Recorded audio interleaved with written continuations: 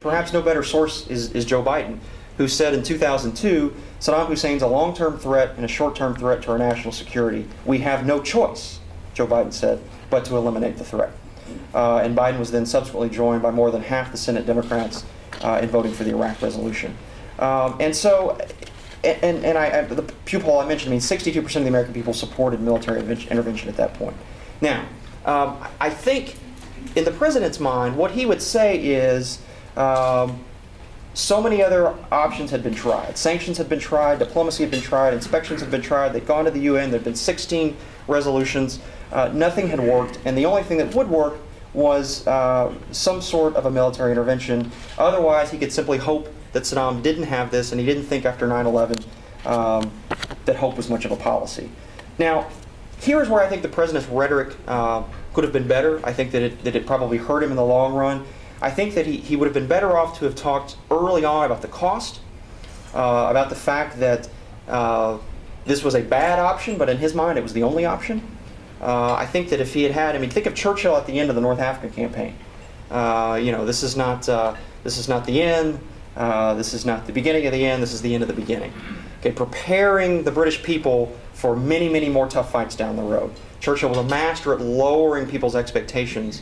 And I think Bush could have done more of that, and it would have served him well in the long run. To simply say to people, as Senator McCain did, frankly, from the beginning, that this was a very difficult choice, it's a very painful choice, but we think it's the only choice we have at this time, given the changing nature of the world that we find ourselves in. The political scientist Richard Neustadt has said that weakness is a key to studying presidential power, ironically. And these are his words: weakness in the sense of a great gap between what is expected and assured capacity to carry through. I think Bush's efforts in Iraq sort of prove this. The declining fortunes in his own political numbers and his polling numbers in some ways can be traced, I think, to heightened expectations about what could be done in Iraq. And when the fighting continued week after week, month after month, year after year, you see the president's numbers begin to come down and stay down. But as has been noted at this conference, as the campaign in Iraq wore on, the president made changes, significant changes. Replacing Rumsfeld with Gates made a statement. Replacing Kasey with Petraeus made a difference. And all you need to do is read Bob Woodward's most recent book to see a president find the leader he wants in David Petraeus and work with him very assiduously, in my estimation, having read some of the book, in overcoming even the military's own objections to what Petraeus was doing. Now, you could argue that this was too little too late. Why did he do this in 2007? He should have done it in 2003. I think that's a legitimate argument that historians will have, but part of that argument will be an acknowledgement that the Bush policy today, as Fareed Zakaria said, is very different than it was in 2003. Even on things like Iran and North Korea. You're beginning to see diplomatic contact, and there was even a denuclearization agreement with North Korea. And to quote Zakaria again, this is why he believes, quote, the next president should follow rather than reverse many of the Bush foreign policies. In other words, where Bush is today is actually in many ways in a good place. And even an Obama administration might be able to build on some of that. So in addition to that, of course, the president was fighting a war at home. Obviously, the terrorist strategy, or part of it, was to disrupt the economy. And the president was busy fighting that, as was talked earlier in this conference, with tax cuts and supporting the airline industry and a number of issues designed to help the economy out. It's interesting in this most recent financial crisis, and I think again this is somewhat revealing of kind of how Bush doesn't. He has pretty bad luck on this. Bush sort of convenes this meeting and is trying to take the bull by the horns and come up with a rescue package. And it's interesting. You can argue, and historians will debate whether or not the package worked, whether or not it was the right answer to whether it was the right prescription to the illness of the economy. What I think is revealing is who Bush was taking on. He was taking on his own party.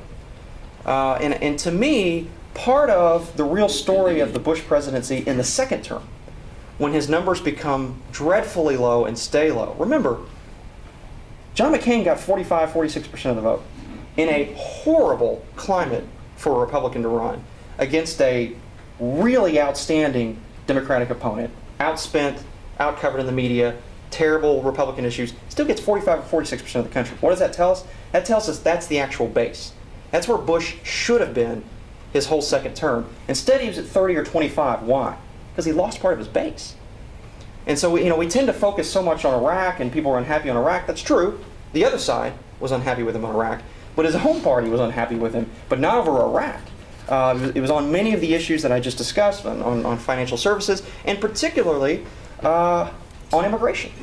I mean, where Bush really took on his own party and paid a real price in terms of part of his own base peeling off and stopping to support him. So again, hardly the caricature of this partisan bomb thrower that he was trying to lead and trying to bring his party along on an issue that he thought needed to be dealt with. Now, what will Bush argue before the bar of history as the debate over his legacy rages? I think part of what you'll see made from the Bush administration will be, and people who worked in the Bush administration, I think what they'll argue is that you could disagree on some of the answers they came up with, but they were asking the right questions. These were difficult questions, they were important questions, and they were focused on the right things. I mean, questions about Iraq. I mean, this had been the policy of the American government, a bipartisan policy for 10 years. And Saddam had violated 16 UN resolutions. So why wasn't there something more that could be done? You can disagree with what happened, but the issue itself he was raising was a good one and an important one for the country. Also on domestic issues, as I mentioned. I mean, asking questions of his own party about immigration, asking questions of his own party, of voters of faith, about why you don't take your faith overseas to places like Africa. Remember, Bob Geldof said, in terms of African aid, this is the most progressive president since John Kennedy. And that, again, that's not an issue that won him a lot of support with his own base. So I think he was asking a lot of important questions.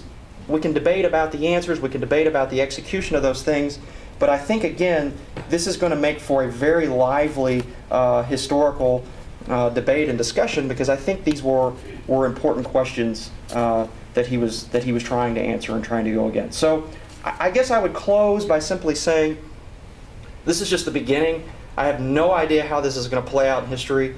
I do think it's a little more complicated than we think it is today. It's not as simple as a bad economy and a bad war and he was a bad president. It was a hard presidency. There were very difficult challenges. There were no easy solutions, and he was trying to find his way as best he could. And perhaps one day he can quote his friend Tony Blair, who said this when he left 10 Downing Street. He said, "Hand on heart, I did what I thought was right. I may have been wrong. That's your call. But believe one thing, if nothing else, I always did what I thought was right for our country." I think that's the argument Bush is going to try to make in history, before the bar of history, and the jury is out as to what the verdict will be. So I'll leave it with that, and I'll be happy to take your questions.